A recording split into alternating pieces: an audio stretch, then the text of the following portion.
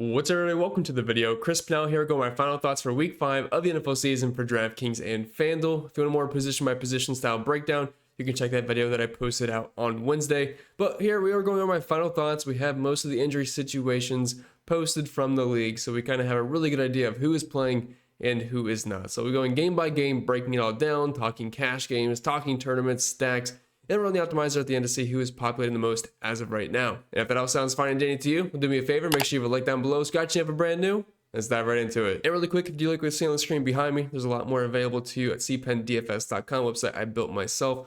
I am just one person, not a big company, so do my best out here, but there's tons of data, optimizer, and a bunch of projections on there that I'm sure you will find helpful for the main slate and flagship showdowns. And if you're interested, links down in the description or the pinned comment for that, and you will get offered a free week trial when you do sign up for something. All right, now that I sold my soul, let's get into it here. We're gonna go game by game, and we'll go over a couple other tools as well if I see fit at certain times. And I'm not gonna go in depth on every single game, every single player. One, that's boring, and two, I don't want to do it. You don't want to listen to it, so we're gonna keep it short, sweet, and simple. If I don't have much interest in a game, we can pretty much just gloss over it and move on. And speaking of glossing over and moving on, I think that's probably a great thing to do for this Houston at Baltimore game. 40.5 point over under, 2.5 point spread. And yeah, this game just sucks. There's no Lamar Jackson. He's currently listed as doubtful, but it's pretty much 100% chance he is not playing in this game. So we are stuck with Cooper Rush at $4,300. And don't even think about it. There is way too much value on the slate to even think of playing Cooper Rush. So I'm not going to do it. I don't care if he ends up being optimal. I'm fine with just getting rid of Cooper Rush. I don't have interest in Derrick Henry. When you take Lamar out of the offense, it just kills the upside. As you can see, the team total is only 20.5. That's much lower than we see for the Baltimore Ravens. And on the Houston side of things, we kind of saw the Woody Marks breakout game last week, which was nice to see. I mean, I'm a Browns fan. I like Nick Chubb from what he was back in the day, but he is no longer what he once was. And Nico Collins, I mean, CJ Stroud's just been so bad this year, the offensive line. So really, this is a stay away game for me. I think you can play the Texans defense at their price point, but that's pretty much the only thing I have interest in this week. And then we kind of get a much more fun DFS game. While both these teams are really not that great, there is quite a few good DFS spots at the very least. So we have Miami and Carolina. At Carolina, 45.5 point over under, only 1.5 point spread in this game. Now, I do prefer when Miami plays at home. They tend to play a little bit better at Hard Rock. But at these price points for specific players, I am going to be in here. So we'll start with Miami first, slightly higher implied team total. And we had Devon Chan at $7,300 with no Tyreek Hill. I personally think he's the easiest cash play on the slate. Not saying he's a lock to be optimal, lock to take down the millie or whatever, but if you are playing cash games, very easy click at that price point. He is pretty much like CMC, where he's going to be highly involved in the passing game and get a good chunk of the work on the ground. And at $7,300, he is one of the better point per dollar options, despite being a little bit more expensive than some of these other value running backs that we're going to talk about, like we have on Carolina. Also, Jalen Waddle is stepping into wide receiver 1 duties with Tyreek Hill's leg exploding on Monday Night Football. He's only $5,400, and while I know Tua is not the best quarterback in the world, we're going to get funneled probably close to double-digit targets in this game, so I think we're just going to have to kind of click on Devon Chan and Jalen Waddle in cash games. Now, there's still plenty of options out there, so I don't think Waddle's as much of a need in cash games as I do Devon Chan, but I still think he's near the top of the list at the wide receiver position. And then outside of that, there's not really anybody else I have interest in. I mean, Darren Waller did get 2 touchdowns on Monday night. I think he'll be used as a bit of a wide receiver on that team with Tyreek Hill going down. So he's viable in, I would say, tournaments, but not really a cash game tight end for me. Then moving on to the Carolina Panthers, we have Rico Dowdle, who is going to pick up some steam and ownership this weekend. As we all know, Jubo Hubbard is going to be out for this game, which means he steps in as the RB1, and you were getting an RB1 who should push for 15 plus touches in this game. Only $4,300 versus Miami defense. That's obviously going to be appealing. Now, I'll tell you right now, there is a lot of value on this slate, especially at the running back position. We have Michael Carter and a couple other running backs like Rashad White that are going to be below 5K this week. And we don't have CMC and Pook on this slate, so it's not like we're really hurting for salary because we can't really spend up for them and jam them in like we did last week. And everything's pretty flexible. Like the cash game quarterback this week is below 6K, and there's just plenty of options. So while there is a ton of value, sometimes you're just not going to need it because you don't want to leave 10K on the table. But if you want to get different in this game, because there is some chalky pieces like Dowdle, Jalen Waddle, and Devon Chan, I don't hate the idea of stacking Bryce Young with, say, Ted McMillan. You don't necessarily have to double stack with him, but going Bryce Young, Ted McMillan, run it back with Devon Chan or Jalen Waddle, I don't hate that idea in tournaments, especially at these price points. You're getting Bryce Young at $4,700. And while he's not my favorite quarterback to click on, it's really cheap and it allows you to spend up in other positions. But like I said, it's kind of a free-for-all this week with the flexibility that we have. And really quick, I do want to take a look at the stack board here because I looked beforehand and Miami and Carolina both look pretty solid as far as their projection or implied team total versus team salary, which is what we talked about, which is kind of a nice place to be able to try to find inherent value, just because the cheaper you are and the higher your implied team total is, you're not going to be able to score fantasy points without scoring points. So if Vegas thinks you're going to put up points and your overall team salary is cheap, that's not a bad place to find cheap value stacks. And as you can see, Carolina Panthers are towing the line here. The New York Jets, who we're going to talk about, they're just above in that left quadrant. This is the place you want to be. Lower team total, higher implied team total. Like if you look all the way to the right here, which it's not even on my screen, but it's on my screen that I can see. So over there, the Detroit Lions are basically in the very top right, very expensive, but the highest implied team total in the slate. Miami Dolphins are also in this category, barely, but they are pretty cheap with a fairly decent implied team total. The Arizona Cardinals, who we'll talk about a little bit with their situation at the running back position, which makes them cheap overall. So this is kind of a place I try to find some value just right off the page, because it's fun to look at numbers, of course, but having this visually represented makes things a bit easier. If we look at the team total versus projection, as you can see, you kind of want to be in the right quadrant in this category. The Miami Dolphins are going to be in there. Carolina Panthers just missing out, but mainly because most of their team does not project too well. But the tight core, I would say, of Bryce Young, Ted McMillan, and Rico Dowdle all look pretty solid. So the fact that they're still close to being in that right quadrant, I think looks pretty respectable at the very least, given that situation. But we'll talk about these teams later on, but it is kind of fun to look at this and see what happens visually, just instead of numbers on the page. And then we have this Las Vegas and Indy game, which I do have some interest in. 47.5 point over-under. Colts come in as touchdown favorites at home. We'll talk about Las Vegas first, because there's a couple of injury situations that we do need to monitor, mainly at the tight end position. Both these guys could end up being out. Mike Myers coming back from the concussion. I'm kind of leaning towards him playing, which I'm kind of leaning towards Brock Bowers not playing, because a few moments ago I saw an alert that he has not been seen at practice, and it is Friday. So that is obviously very concerning, because when you don't practice on Friday, tend not to really play. Now, you never know. He could still make it. We will wait and see. But if Brock Bowers happens to be out, Michael Mayer happens to be in at $2,600, we could get a handful of targets. It's not bad. But with how much value we have on this slate, it really still doesn't seem necessary, but it would at least put him in the player pool. Now, if they're both out, I believe we have Ian Thomas next up, and I think it's safe to assume he's probably $2,500, the bare minimum, but we do not know that yet, so that's going to be something that we're going to have to wait and see. Ashton Genty breakout finally happened versus the Chicago Bears, and Geno Smith looked horrible in that game. Jacoby Myers was obviously very disappointing. I don't really like anybody on the Raiders enough to probably play in single entry or 3-max outside of Jacoby Myers as a potential run back option with a Colts stack. So now let's talk about the Indianapolis Colts. One of the higher implied team totals on the slate. Daniel Jones has been solid given his price point this year. He's below 6K.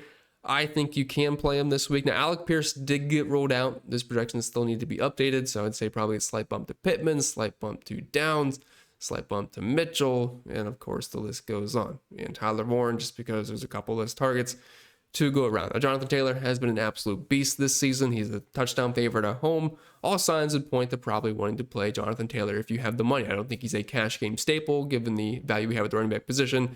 But with all the value we have, if you have the money for him, by all means play him. He should be lower owned than Devon Chan, so he would be a nice pivot. Very expensive on FanDuel, nearly $10,000. But I do like the Daniel Jones stack. I think Tyler Warren is one of the better options at the tight end position in cash games this week. Just rock solid and obviously extremely talented. He was drafted high for a reason. It sounds like Michael Pittman's going to give it a go this weekend. So outside of Alec Pierce, everyone's going to be healthy and good. And definitely is an interesting team this week. So move on to the Giants and New Orleans Saints. Saints coming in as slight favorites, at least from the last time I scraped odds. 42.5 point over under. We are in the Superdome, as some people like to call the Coors Field of the NFL. Although Coors Field is going to feature Jackson Dart and Spencer Rattler. So not too exciting here, but as bad as both these teams are, maybe something will pop. I'll be honest, I don't have much interest in this game, really just outside of Cam Scatterbo at $6,000. Tyrone Tracy, I thought might have the potential to come back this week, but he is listed as doubtful, at least as from an hour ago, so maybe it's not a 100% chance you're out, but if you're listed doubtful in the NFL, I don't really think you've ever played. We'll have to look up the actual number of people that have actually played since being doubtful, but I would bet that it's very, very low. So Cam's got about RB1 duties here versus the Saints. I think he's fine. He's involved in the passing game. I like him on FanDuel at $6,200. If this was a different week and we didn't have unlimited value at the running back position, I would say go for it, but it doesn't make the ownership probably a little bit lower, but I am perfectly fine with him in any format. Chris Olave will get the targets, but I would say 10 Spencer Rattler targets equal like 4 to 5 Joe Burrow, Patrick Mahomes, Josh Allen targets, so do that with what you will. Moving on to the game of the week for fantasy purposes. We're going to be at MetLife for the New York Jets and the Dallas Cowboys. 47.5 point over-under, 2.5 point spread. And oh man, I love this game. CeeDee Lamb's going to be out this week. We'll start with the Dallas Cowboys first. Slightly higher implied team total at 25.5, coming off a big game versus the Green Bay Packers that ended in a tie. And the New York Jets coming off a pretty disappointing game versus the Miami Dolphins, though they did make it closer at the end with that Garrett Wilson touchdown. But we will start with the Cowboys first because these are kind of the tournament plays, and the Jets guys seem to be the cash plays facing that awful Dallas defense. So with most people going with Justin Fields this week, he actually projects as my, I guess we should probably talk about the Jets first. I think it makes a little bit more sense. Then we'll move on to the GPP team.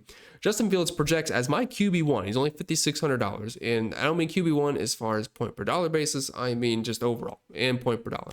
Looks like an awesome play on DraftKings. A little bit more expensive on FanDuel, but fine either way. His rushing ability, and while he's not a good passing quarterback by any means, the Dallas defense should be able to soften some things up for him, and he has Garrett Wilson, who's obviously one of the better wide receiver ones in the league. And the Dallas defense versus wide receivers this year have been awful, allowing nearly 52 points per game, and they are dead last.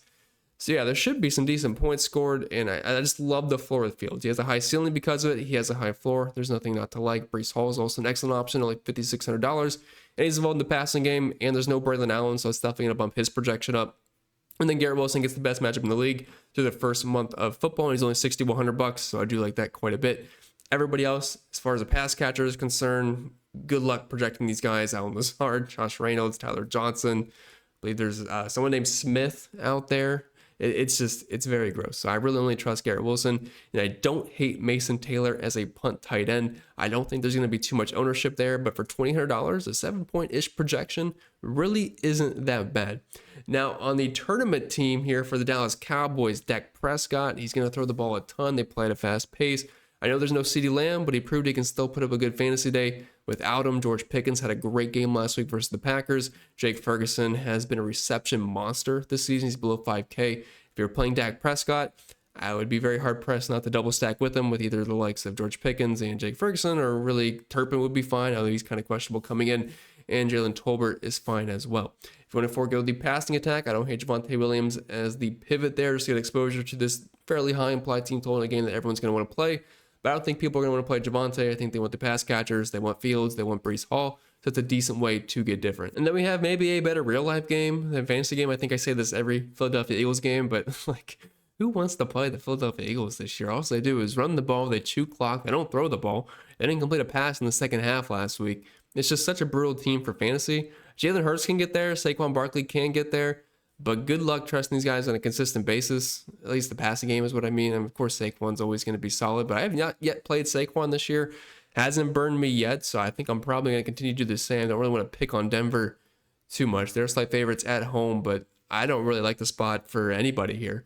Maybe Troy Franklin at his price point. He's only $4,000, and honestly, it's a pretty solid projection. He has a fairly decent target share on his team. I don't hate Troy Franklin, but outside of that, I don't really see anybody I want to play. The Eagles defense is good. The Broncos defense is good enough to where I don't really want to stack the Eagles up by any means. So this is kind of a pass game for me.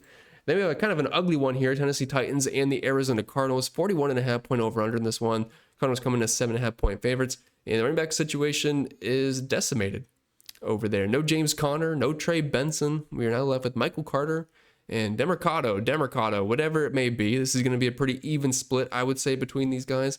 My assumption is that Michael Carter is going to be the in-between the tackles kind of guy, early downs. Demercado might have a better PPR floor, but I really think it's going to be a somewhat of a split. And I do think them both having 10-point projections is somewhat fair. Although Michael Carter at 4K flat, if we can get a goal line touchdown and you get 60 yards out of him, that's not a bad day. Although you can't project him for one total touchdown. It's probably going to be a bit of a guessing game there. So good luck figuring that one out. I do like the price points on both, so they're fine in tournaments. But since we have Rico Dowdle, we have Rashad White, I really don't think Michael Carter is a must, but he is on the short list. And I don't really feel like stacking the Cardinals up too much. I don't love the stack versus the Titans. They do have a fairly decent implied team total, but I mean the Titans are just so lackluster. I don't really see this game really shooting out by any means. If I'm going to play anybody on the Cardinals, Trey McBride does project the best and the most optimal player from that team. And at the tight end position, he also looks great. So Trey McBride for me is like the main key in this game. But outside of that, I don't really see anything that seems like a must to me. And I do think if you have the money to spend up for Trey McBride in cash games, that is perfectly fine. Moving on to Tampa Bay and Seattle. Bucky Irving out. That is the big thing in this game. So that's going to lead to RB1 status with Rashad White. Although, do not forget about Sean Tucker. I do think he will be involved in this game. We have seen spurts of, I would say, some very decent play out of Sean Tucker when given the opportunity.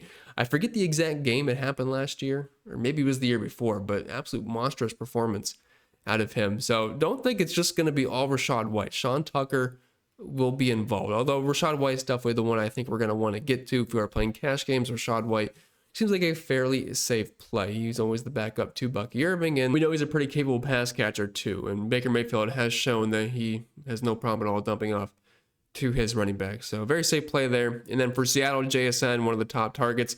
I believe he's the second most expensive wide receiver in the slate at $7,100. I had to double check that, but I think it's Amon-Ra St. Brown at $7,100, and then it's JSN.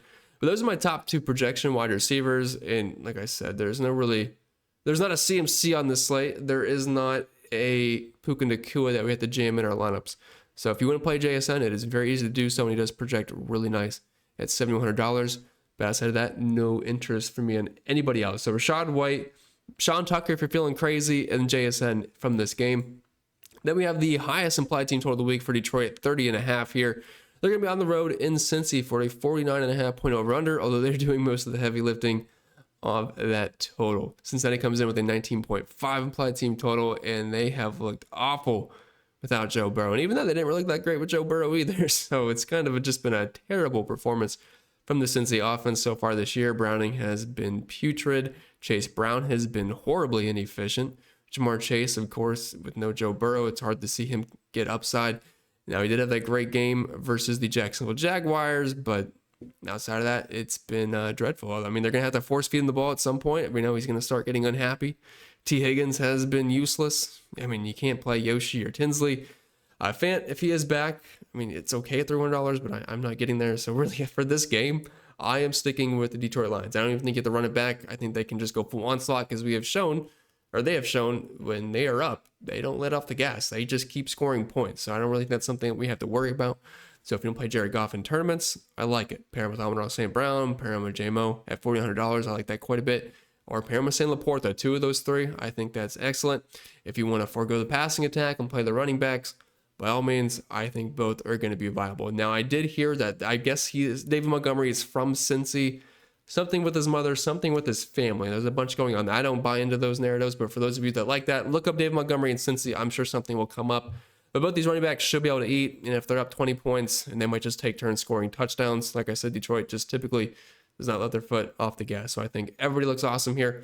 I prefer Justin Fields in cash games over Jared Goff because he has no legs, but I think Goff is a very viable option in tournaments. It's just if it's all the running backs getting touchdowns, we have seen Goff have a very, very low floor. And then we have Washington on the road in LA. 24.5 implied team total for the Chargers, 22.5 for the Washington Commanders, 46.5 point over under. And we do have a few guys out on the Washington side of things. Terry McLaurin is not going to be playing football this week, neither is Noah Brown. But Jaden Daniels is going to be playing football, so that's a boost for the entire offense. Although I don't really have much interest on Washington at all. I don't really like Jaden Daniels too much. I don't really like any of the pass catchers. If I'm going to like anybody, I would say it's Deebo Samuel. But no real interest over there. But I do like the Chargers, basically the entire offense. You can attack it two ways. You can play Omarion Hampton, who has been awesome without Najee Harris, getting all the snaps, getting all the touches. He's using the passing game. It's awesome. He's great, and I like him quite a bit. But if you do not want to go the Hampton route, who I did have predicted for higher ownership earlier in the week, but since we have so much about the running back position now, it has dipped a bit. You can go with Justin Herbert and the passing attack. Now, they finally priced these guys right. We have seen Ladd like $1,000 or so more expensive than Keenan Allen and Quentin Johnston. He is now the cheapest of the bunch, and rightfully so, because he has not been very good so far this year. He's getting the same amount of targets, he was not by himself like he was last year. So, of course, the production has gone down. But QJ's been awesome. Some big hitters this year. Keenan Allen, just a target hog, and he's had the connection with Justin Herbert, and he's picked up right off where he left off from previous seasons. And then Ladd, I mean, I think people are going to start to be off him. But now at this point, so if you want to play him in tournaments, just because at some point he's probably going to pop off this year. We know he has the talent for it. You can do it, but Keenan for me is personally my favorite. But you cannot go wrong with either him or QJ. And of course, Hampton would be the more cash game approach to this team. And like always, we're going to run the optimizer here to see which players are popping. Now, it's only Friday, so of course things can change. And we do have a couple of guys that might be in, might be out. So you have to think for yourselves on that one or use this yourself. So we're going to run a quick 150 here. We're going to do some very simple stack settings. I'm going to run it without stack settings and see how much that changes. We're going to run 25% randomness to account for the fact that I'm not going to have the exact same projections as the big sites, although I can't imagine they're going to be too far off. We're not going to change max player ownership allowed in the lineup or max lineup sum. And we're going to add 2 stacking options and 1 bring back. We're not going to allow tight ends in the flex. Of course, if you want to do specific team rules, you could do that and change it to like, hey, I only want 1 stacking option with Dak Prescott. Don't do that. That doesn't make sense, but it's the first thing that came in my mind. You can select which teams you want or whatever it may be, but we're just going to keep this as simple as possible. Let's crunch this here and see which players are coming. Let me scroll down as it comes in. So remember, we are forcing double stacks, forcing a bring back. So teams that are in better game stack situations, the quarterbacks tend to get brought up more, and then when we take those away, they tend to go down. And remember, we have randomness on, so everything's not going to be perfect, but let me try to get my big head out of the way. But we can see Dak Prescott, Justin Fields, the 2 quarterbacks that are, there we go, it looks a little bit better. Getting jammed the most, but it makes sense. High total, cheap stacking options. Everybody loves them this week. Yeah, that makes 100% sense to me. Although you're going to notice when we take away the double stack, you're definitely going to see Justin Fields probably get further away from Dak Prescott. As you can see, they're basically dead even at this point. I think the 150 is complete. So yeah, they're 1.3% off. Jane Daniels getting jammed in a lot, which really surprises me, but I'm thinking maybe it's just because it likes these run back options on Los Angeles. Justin Herbert's right there. Bryce Young, who we talked about, is maybe a deep flyer, getting pumped in a little bit. Daniel Jones. So kind of the quarterbacks I expected. That's like my quarterback player pool. I don't really plan on playing Jane Daniels, but I don't think he's a bad play necessarily. Looking at the running back exposure, Devon Chan, Breece Hall, Javonte Williams, Martin Hampton, Gibbs, Taylor in there, Dowdle, Rashad White. Like Dowdle, White on a point per dollar basis look awesome. Even Michael Carter does at his price point. But with how much value we have on the slate, they're not even that needed. But they are good value plays. Not seeing really any David Montgomery. Maybe that's something, if you really believe in him this week, you can bump his projection up, of course, or set the min higher. Yeah, you could obviously do that. Wide receiver, Garrett Wilson. Of course, if we have a lot of Justin Fields or Dak Prescott, it's going to be using him. Jalen Waddle, QJ, Ted McMillan.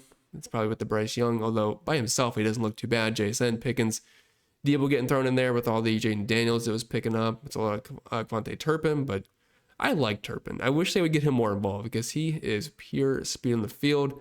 Keenan Allen, Amon-Ra St. Brown's there. I know my stuff's in the way, but I think you guys can kind of see that. Tight end, Jake Ferguson, Mason Taylor. With all the quarterback exposure we have to those 2 guys, it makes sense. A lot of Zach Ertz because of Jaden Daniels, McBride, and Tyler Warren. But let's take off. Well, if you look at the team exposure there, a lot of Miami, New York, Dallas. I mean, not great teams in real life, but this is fantasy, so that's a good thing. And we have a lot of cards there. But let's take off the stacking options and see how much that actually changes things. So we're going to be crunching 150 here and should load a little bit faster since it's not using any constraints, really, just kind of running optimals. As you can see, yeah, a lot of Justin Fields there because we had that at roughly, 20 and 18 with Fields and Dak Prescott. Dak Prescott is much lower now since we took the stacks off, and Fields is basically on his own island. So more Justin Herbert, more Daniel Jones, since it's not forcing in 2 Indy pass catchers. Running backs really shouldn't be any different, although it does look like with the stacks being gone, Rico Dowdle and Rashad White do get bumped up a bit. I guess probably because we're just going more so optimal projection base. So they can kind of make a little bit more sense. Less Jonathan Taylor, less Gibbs, less Javonte, it looks like. Wide receiver, Waddle, JSN, Ted McMillan, Garrett Wilson, QJ. I'm kind of surprised Wilson went down. I know we're forcing stacks, so I guess maybe it doesn't make too much of a difference there. I still thought Garrett Wilson by himself would be a little bit higher, but I really like Ted McMillan this week. Tight end, Trey McBride, a ton of him. Jake Ferguson, Tyler Warren. Then defense is probably, Colts and Saints are my 2 favorite defenses this week. The Saints are free.